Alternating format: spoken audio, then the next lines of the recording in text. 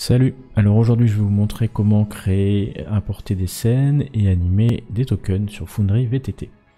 Alors la première chose à faire, donc je suis sur une table quelconque, hein, ça va être indépendant de tout système de jeu.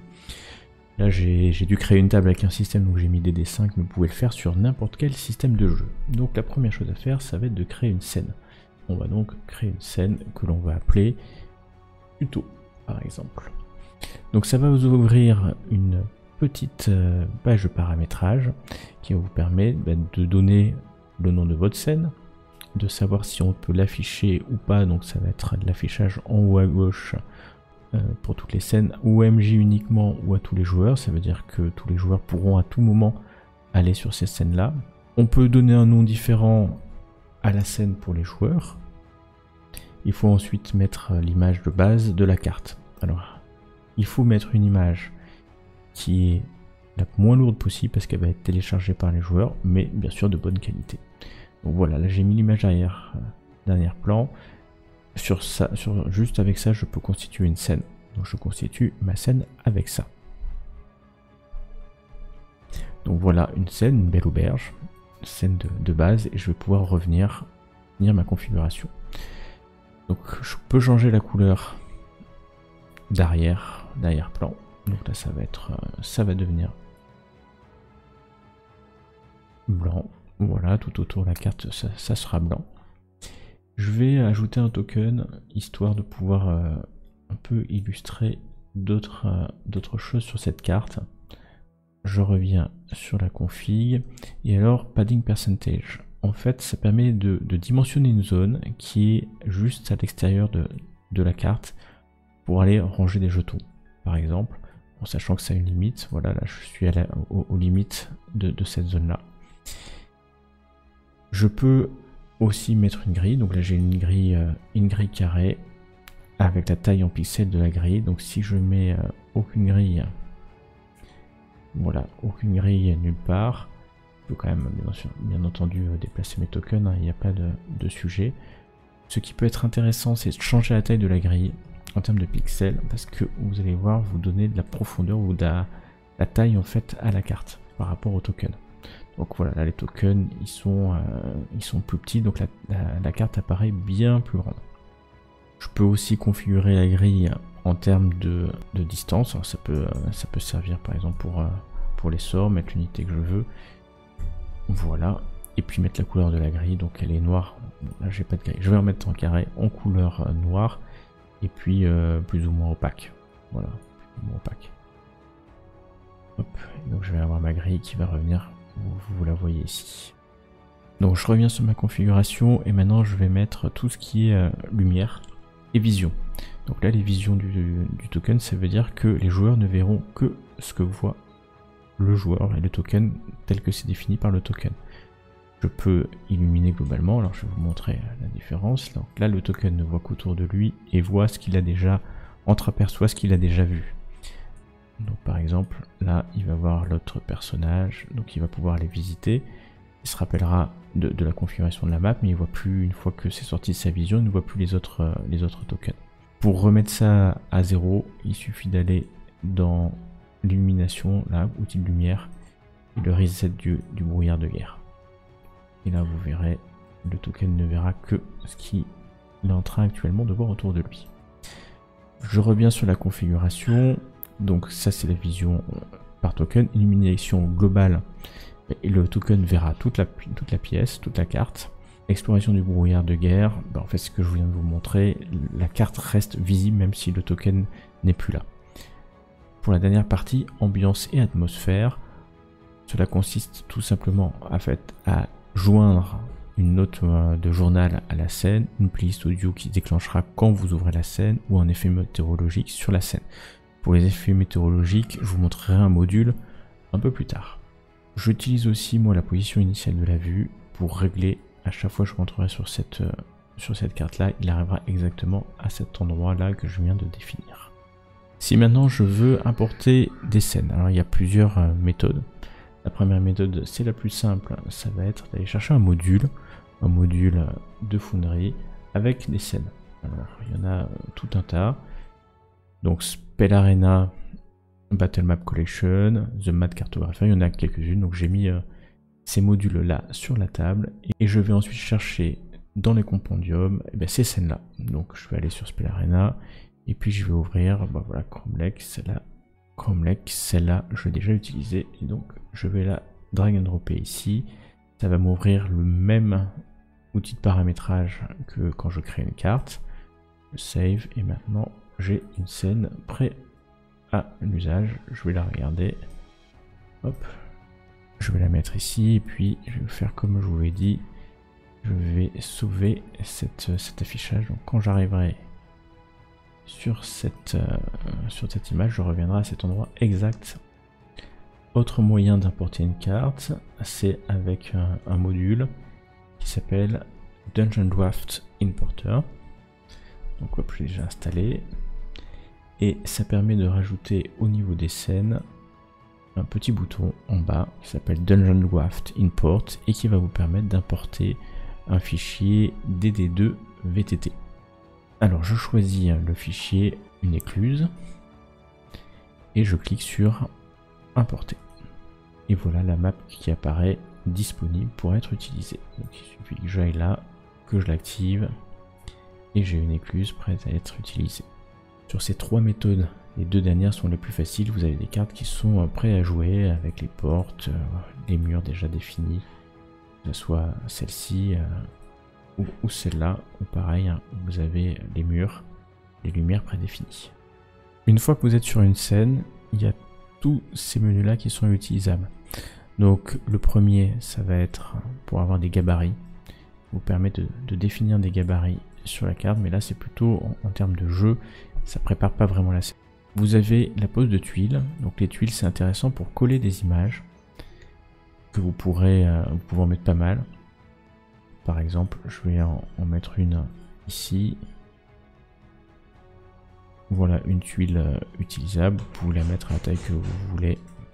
L'outil de dessin sert à dessiner, donc vous choisissez les lignes, si vous voulez remplir, solide, pas. Vous pouvez remettre en défaut et voilà, faire des formes comme vous voulez. Écrire aussi du texte, ça peut être pratique pour illustrer une carte par exemple. L'outil de mur, donc là on en a déjà. Je vais vous montrer comment ça fonctionne. Alors pour ça je vais prendre un PJ. Je vais voir donc sa vision aujourd'hui, il voit tout. Donc le premier mur classique, c'est le mur simple. Il se dessine tout simplement, clic gauche et on le met où on veut. Si on veut le sélectionner, il faut aller sur un des points. Si vous double-cliquez gauche, vous aurez les caractéristiques du mur. Donc ça c'est un mur simple, ça veut dire que un PJ ne peut pas le traverser et il ne peut pas voir à travers. Donc je vais bien vous montrer en réinitialisant le brouillard. Normalement le PJ n'a jamais vu de l'autre côté et donc peut pas voir. Donc ça c'est le mur simple. Ensuite on a le mur, ce qu'on appelle de terrain. Donc le mur de terrain, le PJ va pouvoir voir à travers sans problème. Vous voyez là il y a un petit chouïa, il ne voit pas parce que je vous explique. Le deuxième mur de terrain, si on en met un deuxième, le PJ ne pourra pas voir à travers le deuxième. Voilà, il ne voit pas à travers le deuxième. Ensuite, on a le mur, ce qu'on appelle le mur invisible. Il ne bloque ni le vu ni le son. Donc le PJ, il peut voir à travers, mais par contre, quand j'essaie de déplacer, il ne va pas pouvoir passer. Le mur éthéré, c'est l'inverse. Donc le PJ ne voit rien à travers ce mur. Et par contre, il peut le traverser. Voilà, ensuite on a les portes. Donc là, les portes, c'est des choses qui s'ouvrent, qui se ferment. Clic gauche pour l'ouvrir et le fermer. Clic droit pour le sécuriser. Donc plus personne ne peut l'ouvrir ni le fermer. Et on peut le réouvrir. Les portes secrètes, c'est le même principe. Donc on va les mettre plutôt sur un mur par exemple, comme ça. Personne à part vous ne va les voir. Vous pouvez le loquer. Et puis si la porte est découverte, vous pouvez l'ouvrir. Voilà, on peut cloner les murs, bien sûr. Et on peut forcer le positionnement d'un mur sur une grille. Ça permet, si par exemple vous avez une battle map avec des grilles, de positionner mieux les murs sur cette battle map. Vous pouvez effacer tous les murs, donc là je vais pas le faire, je vais le faire à la main pour effacer tous ceux que j'ai fait jusque là. Alors l'outil lumière, ça va servir à positionner les lumières. Donc clic droit pour les éteindre, je vais éteindre toutes les lumières de cette carte. Voilà, toutes les lumières sont éteintes. Donc là on a la map originelle, j'ai envie de dire, celle de base, et là on a mis des lumières. Donc pour faire une lumière, vous cliquez gauche et vous laissez appuyer. Alors pourquoi laisser appuyer? Parce que ça va vous faire la zone d'illumination de la lumière. Donc je vais en faire une comme ça, je vais la déplacer ici, et donc je l'éteins, je peux l'allumer. Si je double-clique gauche, je vais avoir les paramètres de cette lumière. Donc moi je vais faire une lumière rouge, au moins ça va être clair. Voilà, vous la voyez. Est-ce qu'elle s'anime? Je vais la faire comme une torche. Voilà, parce que c'est une torche qui est là. Je peux augmenter le rayon de cette lumière. Voilà, donc là j'ai une lumière. Si on regarde celle-là, je double-clique gauche. Donc ils ont fait de base en gris une espèce de fog pour illustrer ces nuages. Donc voilà les lumières. Les lumières c'est assez simple, assez puissant. Il y a quelque chose qui est plutôt sympa, c'est qu'on peut mettre la nuit. Donc voilà, là je viens de cliquer sur la lune, l'effet de nuit qui apparaît sur le campement. Et puis je peux remettre bien entendu la lumière. Je vous ai montré tout à l'heure, ça c'est pour réinitialiser le brouillard de guerre. Maintenant l'outil de son ambiance, c'est le même principe que la lumière, mais avec des sons. Donc je clique gauche et je laisse appuyer. Et là ce que ça va faire, je vais mettre un fichier audio qui va se jouer quand le token arrive dans la zone du son. Donc on peut ajuster le son, plus le token est proche du centre, plus ça sera fort avec le volume maximum. Donc c'est le même principe que pour une lumière, mais ça fait du son. Le dernier c'est les notes, donc les articles. Donc je vais chercher un article ici, donc j'en ai fait un test. Je peux le mettre sur ma map. Je peux choisir l'icône affichée. Voilà, par exemple un code. Bien entendu, les joueurs ne le voient pas, il n'y a que vous qui le voyez. Vous pouvez les déplacer, double-cliquer pour le voir s'il y a une image, faire apparaître l'image aux joueurs. Sur cela, moi je rajoute un module qui s'appelle FX Master. Donc FX Master, à quoi ça sert? Cela va rajouter des possibilités pour manipuler les scènes. Donc en bas à gauche de ce menu de scène, vous avez un outil d'effet qui s'est rajouté. Alors moi j'utilise exclusivement les effets de météo. Donc je peux rajouter par exemple de la pluie. Voilà, parce qu'il y a du nuage et il pleut et vous allez voir apparaître de la pluie. On a quelques effets sous l'eau, prédateur, vieux film. Voilà, ça permet de rajouter quelques effets. Voilà ce que moi j'utilise pour les scènes. Pour les tokens, il y a quelques animations possibles. Alors de base, sur le token, quand vous cliquez droit, vous accédez aux paramètres du token. Alors, vous pouvez les rendre invisibles, vous avez les conditions, vous pouvez les mettre dans le combat tracker. Et puis ici, vous avez la configuration du token. Donc vous pouvez choisir son image, sa position et sa vision. C'est ce que je voulais vous montrer. Donc là, il voit à distance réduite à 5. Donc je vais le mettre un peu plus gros. À 5 en vision normale. Il voit tout autour de lui. Donc ça, c'est la base. Et si je veux vous montrer comment ça fonctionne, je ne mets pas illumination globale, je mets juste comme ça. Et vous voyez, donc il voit bien tout autour de lui à quelques mètres, et un peu moins bien un peu plus loin.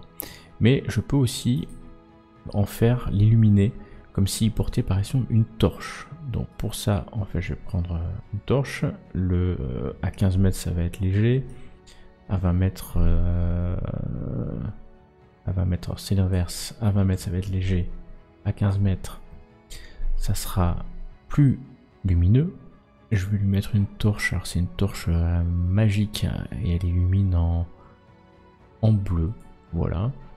Et puis Hop, et puis je vais dire que c'est une torche aussi. Voilà, et donc il porte une torche. Une torche, et donc quand il se déplace avec cette torche-là. Sur ça, je rajoute quelques effets, donc je vais enlever la lumière. Et donc là, sur ça, je vais rajouter quelques effets. Donc pour ça, je vais sur un module qui s'appelle Token Magic FX. Voilà, donc là, il est déjà installé. Et en fait, ça va rajouter des macros. Alors ces macros, on les accède via les compendiums et on a des macros. Donc c'est dans Token Magic Portfolio. Dans ce module, vous avez tout un tas de macros. Alors le premier à mettre dans la macro, c'est enlever les filtres, parce que tout va être une histoire de filtres. Donc je les mets là dans la macro. Voilà. Je vais sélectionner le personnage et je vais appliquer la macro. Pour effacer le filtre, je clique sur Delete Filters. Et donc je peux faire ça sur toutes les macros. Donc par exemple, on va dire qu'il a une aura diabolique, malfaisante. Voilà, je l'efface. Et donc vous pouvez tester, il y en a une quarantaine à peu près, qui permet en fait d'illuminer et de jouer sur votre token.